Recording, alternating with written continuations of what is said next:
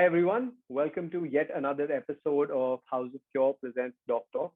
Today we have with us Dr. Siddhi Tiwari. She is a board certified dermatologist, psychologist, and an aesthetic physician. She's done a MD and DNB, and she has a rich experience in the field of cosmetic and aesthetic dermatology.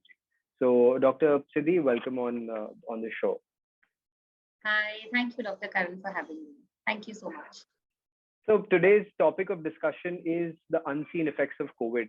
We've been speaking about, what COVID does to your respiratory system, your circulatory system, so many other aspects of COVID, pre-COVID, during COVID, and post-COVID. But nobody really talks about what happens to your skin, to your hair.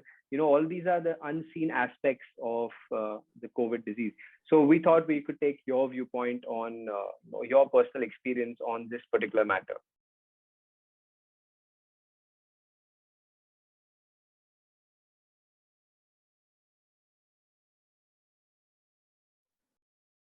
Yes, well, there's a lot to talk about, particularly skin and hair related, practice, how it has changed because of COVID. Also in patients, also in somebody who has not suffered from COVID, but just because of the practice of using the mask and sanitizing and, the stress. So there's a lot of difference or a lot of different kind of cases, which we being dermats have been noticing now. So I'll, just for the ease of the discussion, to simplify it, how I plan to categorize it is we can first discuss the skin changes or the hair changes because of the protective measures and the PP required. Okay. Second, we can categorize as the skin changes because of COVID. And third is post-COVID, what are the skin and the hair changes? Okay. So in that way, I think, we can discuss it step by step. Yeah. Awesome. So I think let's start with everything about the skin, and let's just start with the skin and what problems can arise due to COVID or COVID related situations. Okay. So Karan, first thing, because of the COVID, we all know now masking is the rule. Mask, and then we have to sanitize our hands and washing the hands. Also, we being healthcare professionals, we are wearing the PPE kit for a long period, or Right. even not just the healthcare, but all the frontline workers. So there are different things which are coming up, some new things, some regular things, but the frequency of occurrence has increased because now we are indulging into this new habit. We Right. are all trying to adjust to this new normal. So I'm seeing a lot of cases of mask induced acne. In fact, we have come up with a term called as maskne. Okay. Maskne. Because the maskne, yes. Okay. So this mask, we are wearing for a very long period of time now. Everybody is wearing, and all variety of masks.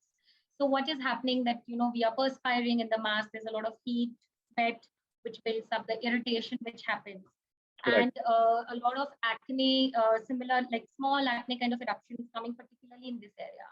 Okay. So that is one key number of one problem which I'm seeing more frequently. Second is a lot of dermatitis on the face. So because the people are not moisturizing, they are putting on their mask, they're in air conditioned environment, and a lot of dryness, people with sensitive skin. So they are also developing rash in this area, which is covered by Especially the in mask. the mask. Okay. Yes, yes. So, these are the two things like I remember. Also, a lot of people getting like pressure induced changes. So, a lot of bruising. Yeah, yeah. So, In some fact, people, with the yes, the 3M masks, the yes, the, the the respirator N95 ones. mask Yeah, and the yeah, respirator ones, like the pressure that it leaves on you, and pressure. it literally leaves marks Yes, on you. So yes, yes. that's a lot. So Yeah. those marks are there, bruises are there. Okay. This Yeah. is because of mask. Now, second, because of excessive use of sanitizers or hand washing, what people are doing is we are using a lot of like these are, strong agents which we are using for hand washing. And people are not moisturizing now after that. And the Right. frequency of sanitizing and hand washing has increased a lot now. Increased. Okay. So that is stripping off the moisture from your hands. It's disturbing the the skin barrier. There's a repair barrier which keeps all the water, and there's a lipid layer on the skin. So all that is getting disrupted. So people are getting a lot of hand dermatitis, eczema, basically. So because of the irritation, because of the allergy to a certain substance, also those who are wearing gloves more frequently, a lot of allergic contact dermatitis to the rubber gloves is coming up, latex is coming up. Okay. So, this is something related to your gloving. And then hand washing again, use of soaps, and then, not moisturizing the hands after that. So that is also again causing dryness and triggering eczemas in the hand. Right. So Yeah. that would cover like the skin part of it. What about Yes. the hair? How is it affecting the hair? I mean, I'm surprised that hair is even included in this because usually it's the doctors who wear like a head cap. But how has it affected the Yes. patients? Yeah, so with hair, what it's a very simple observation which I've made, that now everybody's working from home. So people used to groom their hair a bit properly when you used to go out and all. Now what is Right. happening? People are now not tending to the hair care needs. Correct. I have noticed that gaps between the hair washes has increased. Okay. Also, a lot of people are doing so much of DIYs now, because people, there's so much material. The internet, Instagram is flooded with a lot of Right. DIYs. So people are putting a lot of oil, lot of onion, garlic paste on their hair, scalp. They're doing that. So that is somewhere causing. I'm not The saying it's. Some people are benefiting from it, but some people are also coming up with more of dandruff, more of Right. These dermatitis remedies in are the not scalp. not suitable for everyone, basically. Yeah, I it's mean, not they for suit everyone. a few types of scalps, but not everyone. Also, I remember in school, like it was somebody told me that it's important to comb your hair because it like stimulates your scalp, and that's important too. Is that true? Yeah, so you should, like, combing, not really so much. I mean, a little bit, like, you have to detangle your hair. You have to keep it neat. I would say more for grooming needs. People Okay. have stopped grooming, is what I understand. Not washing the hair for many, many days, which is then causing dandruff, causing seborrheic dermatitis, and then hair fall. So all those things. Yeah. What are the preventive measures that you would recommend? Okay, so we'll take it one by one. First thing with the Yeah. mask. So now we know double masking. So for the healthcare professionals, we need those N95 and respirators. But as a Right. normal layman person, if you're not exposed to a lot of people, then you can wear a cloth mask. Then you can wear a surgical mask or a three-ply mask over it. Okay, and then you can dispose of your surgical mask, and your cloth mask, you should wash it every day. Okay. Okay. So if you're not using an N95, double masking with a combination of a cloth and a surgical mask works well. If you're using an N95, then a single mask suffices. But what you have to make sure is that once you are back home and you're removing your mask, then you wash your face and put a moisturizer on your skin. Okay. So when you're washing your face, all that oil and all that sweat and sebum, which is built up all this Right. while, kind of gets cleansed, and the dryness part is taken care with the moisturizer. So this, regular persons, they can, so that this will reduce the occurrence of mask acne and also the Okay. dermatitis. That will get better. Okay. Now, secondly, regarding hand hygiene, every time after sanitizing or every time after hand washing, make sure you have a moisturizer handy, kept in the kitchen or in the bedroom or in the drawing room. So every time, everybody makes a habit that you hydrate your hands Right. after sanitizing, after hand washing. Keep a small, hand cream in your purse. So we can do that. So that is something which will reduce the onset of hand dermatitis. Okay, and tend to your hair care needs. So follow the same routine. Do your cleansing, toning, moisturizing. Do your hair washing as per you used to do before. Whether you're working from home, not working from home, I would say that so many people are saying that I don't want to put my sunscreen, doctor. I'm in the house all the time. Mm-hmm. But now the thing is that your screen time has increased. So you're still exposed to a lot of UV rays and blue light coming from your laptop screens, from your mobile screens, from the false ceiling, the artificial lights in your home. So I would say that still use a sunscreen. That's how I'm encouraging my Also patients. not just that. I've heard that sunscreen has like more benefits beyond just blocking UV rays. It has like a lot of other benefits as well, if I am not mistaken. But so what I have read or come across, that sunscreen Yeah, is yeah. not only for. Yes, you're right, Karan. So not just tanning and pigmentary, disturbances, but also anti-aging. So it is the most important ingredient if you're looking for anti-aging. Starting, like making a habit of putting sunscreen, it will slow down the signs of aging on the skin. So even at home, I recommend that everybody should put a sunblock. Put a little bit of sunblock. Okay, Yes, fine. yes, yes. And what would be your preventive measures for hair? probably wash it more regularly, like keep it clean? Yes, yes. So, at least wash it 3 times a week, I would say for girls, sometimes if you have long hair. For boys or somebody who wants to wash their hair daily, I would say go ahead, wash your hair daily, no problem.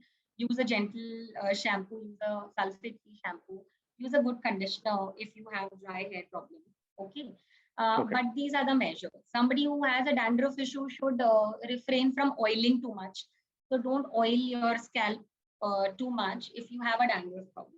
Otherwise, oiling 2 hours before washing hair is fine for somebody who doesn't have that dandruff or a Okay. itchy Okay. scalp. Okay. Okay. Dr. Siddhi, I think that covers the preventive measures of, what somebody can take.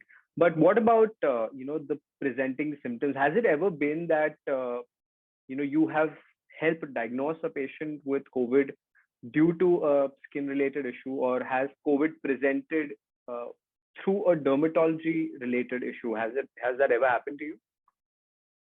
Yes, yes, Karan. So, there are some cases, which we as dermatologists are coming across where the skin related symptom is a presenting feature of COVID. Or many a times, a lot of people who are already diagnosed as COVID are presenting with a skin rash. Mm-hmm. Urticaria like wheals could be one of the presenting signs. Some people are getting those kind of papules, bumps on the skin, small little Okay. reddish bumps all over the skin. Some people are presenting with COVID toes, we call it. Okay, where the COVID toes toes. are getting toes, yes, where there are changes which are happening in the extremities. So the tips of your fingers, tips of your toes, where they're getting painful, red, swollen appearance.